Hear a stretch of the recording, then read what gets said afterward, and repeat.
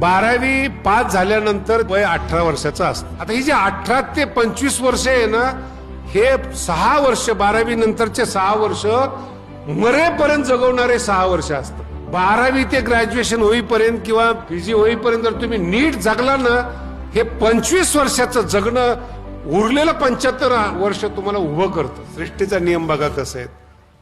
18 वर्षाचा झाला तोपर्यंत पोरं नियमात वागतात आणि एकदा कॉलेजला गेलं सगळं हिरवं दिसायला लागतं त्यांना. हसले ते त्याच वयातले तर बाकीचे बसलेले आहेत, आमचे गेलेले म्हणतात. आता काय करणार. म्हणून हे श्लोक समजण्यासाठी त्याचा उपयोग आहे.